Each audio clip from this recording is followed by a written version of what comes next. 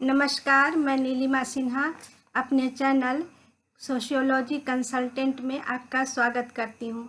आज मैं इग्नू के MSO कोर्स के लिए MSO 001 समाजशास्त्रीय सिद्धांत एवं संकल्पनाएं में एक प्रश्न लेकर आई हूँ, जिसका उत्तर देने की कोशिश करूँगी। पूरे उत्तर को ध्यान से सुनने के बाद आप असाइनमेंट बना सकते हैं। आज का प्रश्न है, वर्ग संकल्पना की बुनियादी अवधारणाएं क्या है? कार्ल मार्क्स के वर्ग आधारित परिप्रेक्ष्य की चर्चा करें। आज के क्वेश्चन में 2 क्वेश्चन संलग्न है। यह इसी प्रकार का क्वेश्चन है। इस क्वेश्चन को फिर से पढ़ देती हूँ। वर्ग संकल्पना की बुनियादी अवधारणाएं क्या है? कार्ल मार्क्स के वर्ग आधारित परिप्रेक्ष्य की चर्चा करें। अब मैं इसका उत्तर देने की कोशिश करूँगी। उत्तर ध्यान से सुने। उत्तर है, फ्रांस के क्रांति से पहले वर्ग शब्द का प्रयोग सामान्य लेखन में किया जाता था। 18वीं शताब्दी के विद्वानों जैसे एडम स्मिथ, मेडिसन और अन्य के रचनाओं में देखा जा सकता है। इसमें से अनेक विद्वानों ने इसका प्रयोग समूह या वर्ग अथवा स्टेंट के स्थान पर भी किया है। लेकिन 19वीं शताब्दी में वर्ग एक समूह के रूप में सामाजिक सिद्धांत, विचारधारा, सामाजिक आंदोलन, सामाजिक संरचना और सामाजिक परिवर्तन की व्याख्या करने के लिए एक प्रासंगिक संकल्पना के रूप में अस्तित्व में आया। वर्ग की अन्वेषणात्मक संभाव्यता विशेष रूप से सामाजिक स्तरीकरण के संदर्भ में महत्वपूर्ण थी। वास्तव में वर्ग को समाज में स्तरीकरण के सार्वभौम महत्वपूर्ण आधार के रूप में पहचाना गया। ओशोस्की के अनुसार 3 अवधारणाएं वर्ग समाज की सभी कल्पनाओं के लिए सामान्य है। पहला, सामाजिक संरचना में वर्ग सर्वाधिक व्यापक समूह होता है, जहां एक और समाज में वर्ग भिन्न समूह होते हैं, लेकिन वे एक दूसरे से स्वतंत्र नहीं होते। दूसरे वर्ग के विषय में चर्चा किए बिना किसी समूह के बारे में चर्चा करना संभव नहीं होता। दूसरा, लोग विभिन्न वर्गों में विभाजित होते हैं, जिससे सामाजिक सरोकार उत्पन्न होता है और यह विशेषाधिकार प्राप्त एवं वंचित वर्गों में विभक्त होता है, जिसका निर्धारण जैविक मापदंड नहीं होते हैं। तीसरा, एक सामाजिक वर्ग में व्यक्तियों की सदस्यता अपेक्षाकृत अस्थायी होता है। यह किसी भी प्रकार से एक वर्ग से दूसरे वर्ग में गतिशील होने की संभावना से इनकार करती है। इस प्रकार की गतिशीलता केवल कुछ ही व्यक्तियों द्वारा की जाती है। प्रायः व्यक्ति जीवन भर एक ही वर्ग में बना रहता है। प्रायः यह देखा जाता है कि जहां एक और सामाजिक परिस्थिति विशेषाधिकार और भेदभाव के आधार पर कुछ वर्गों को श्रेष्ठ समझा जाता है, वहीं दूसरे वर्ग को इन्हीं आधारों पर निकृष्ट समझा जाता है। ये सामाजिक रूप से प्रासंगिक विशेषाधिकार और भेदभाव भिन्न भिन्न प्रकार के हो सकते हैं। ऐसे 2 मूल विचारधारा है जिनमें वर्ग की संकल्पना को समझा जा सकता है। पहला विचारधारा है नामवादी विचारधारा। नामवादी विचारधारा है जिसे अमेरिकी विचारधारा के रूप में भी माना जाता है। यह विचारधारा वर्ग समुच्चय लोगों को समूह के रूप में मानता है, जो समान परिस्थिति का उपयोग करते हैं। यहाँ पर प्रत्येक व्यक्ति की उस सामाजिक परिस्थिति पर जोर दिया जाता है जो समान रूप से उसे अन्य व्यक्तियों से प्राप्त होता है। ओरान के शब्दों में, प्रत्येक व्यक्ति को महानता और प्रतिष्ठा की एक निश्चित स्थिति प्राप्त होती है, जो उन सभी परिस्थितियों के परिणाम स्वरूप होते हैं जिसमें वह रहता है, और प्रत्येक स्थिति का 3 दृष्टियों से विश्लेषण किया जा सकता है। पहला संपत्ति, दूसरा व्यवसाय और तीसरा शक्ति। निसंदेह सामाजिक प्रभाव या क्षेत्र में व्यक्ति का स्थान दूसरे व्यक्ति के निर्णय के अधीन होता है और उनके निर्णय पर निर्भर करता है। लेकिन इस विचारधारा की सहमति है कि समाज में विभिन्न व्यक्तियों के भिन्न भिन्न प्रकार की स्थितियां होती हैं। सोपान क्रम में व्यक्ति की स्थितियां 3 तत्वों से पर निर्भर करती है: संपत्ति, व्यवसाय और शक्ति, जिसके आधार पर वर्ग संकल्पना में उसकी स्थिति का निर्धारण किया जाता है। इस अवस्था में यह स्पष्ट है कि कोई भी अकेला तत्व यह निर्धारित नहीं कर सकता कि व्यक्ति किस वर्ग से संबंध रखता है, बल्कि सामाजिक मान्यता के समग्रता पर ही अधिक बल दिया जाता है। इस प्रकार समान प्रतिष्ठा और परिस्थिति से संबंधित व्यक्ति एक ही वर्ग से संबंधित होते हैं। दूसरा है यथार्थवादी विचारधारा।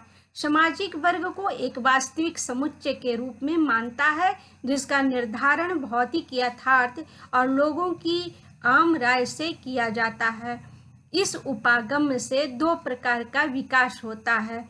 पहला यह कि सामूहिक एकता से वर्ग को लक्षित किया जाता है, जो कि वास्तविक है, और दूसरा यह कि वर्ग विशेष से संबंधित व्यक्ति की एक जैसी विचारधारा या आम राय होती है। पुनः वर्ग क्रम में प्रत्येक व्यक्ति एक विशिष्ट स्थान प्राप्त करता है। वर्ग व्यवस्था में अपने वर्ग के स्थान के प्रति जागरूकता को वर्ग चेतना कहा जाता है। आमतौर पर वर्ग चेतना वर्ग के हितों और वर्ग सौहार्द के साथ गुथी रहती है। वर्ग समाज की दूसरी विशेषता वर्ग अलगाव है, जिसका अर्थ है समाज से दूरी और वर्गों के बीच घनिष्ठ सामाजिक संपर्क का अभाव।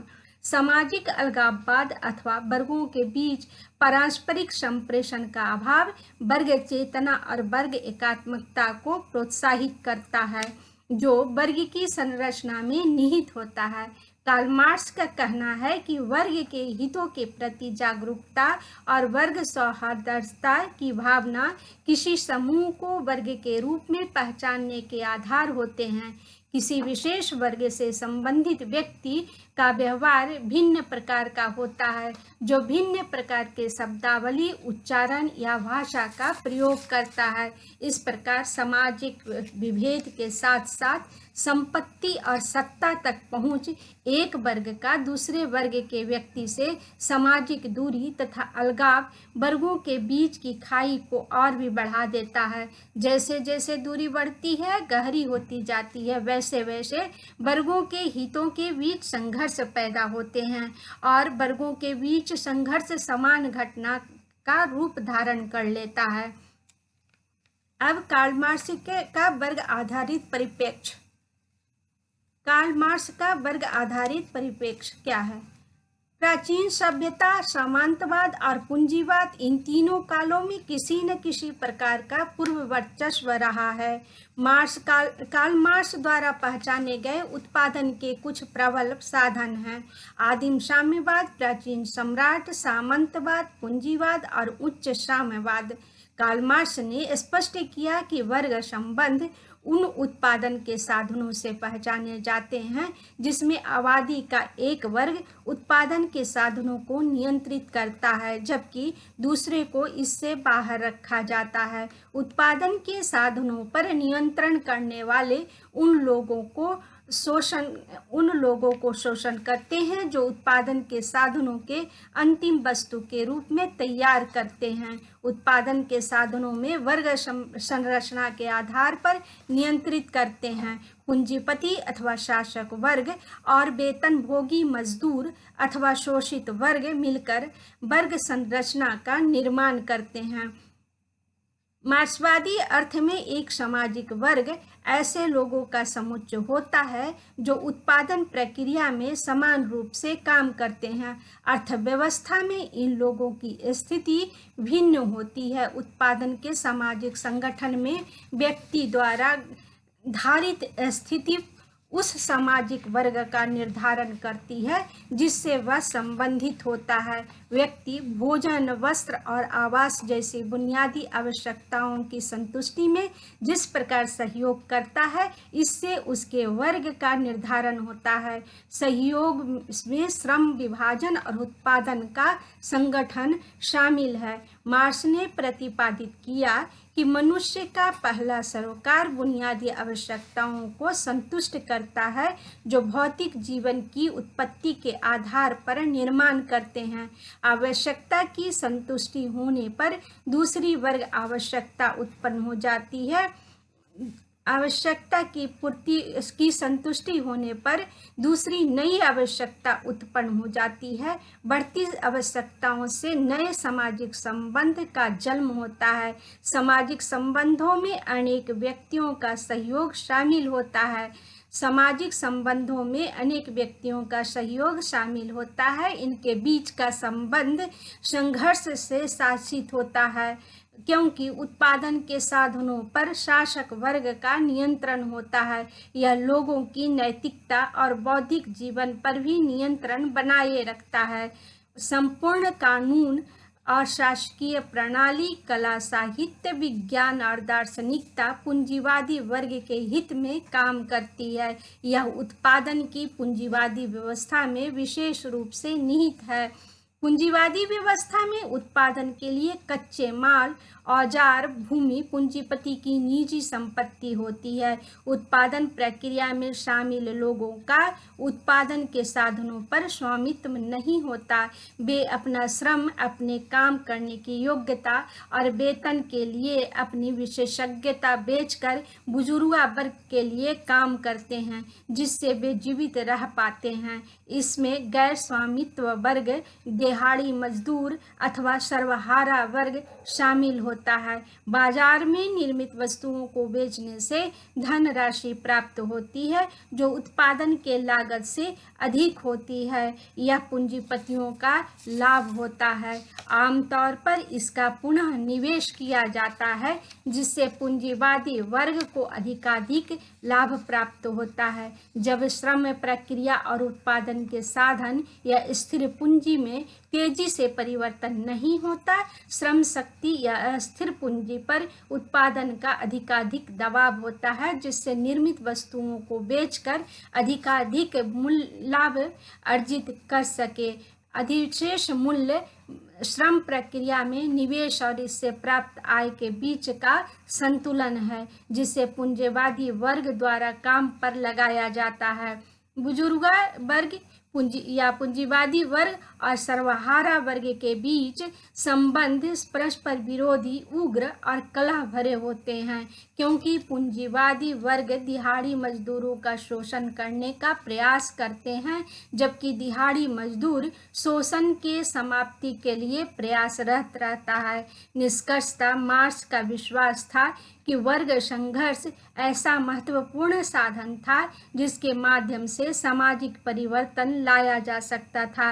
पूंजीवाद को समाप्त कर शोषण को समाप्त किया जा सकता था और तब साम्यवाद का उदय किया जा सकता था, जिसमें धनी पूंजीवादी वर्ग और दिहाड़ी मजदूर में कोई अंतर नहीं होगा और समाज में एक समान वर्ग का उदय होगा। धन्यवाद। अगर वीडियो पसंद करते हैं तो लाइक करें, चैनल को सब्सक्राइब करें और शेयर भी करें। धन्यवाद।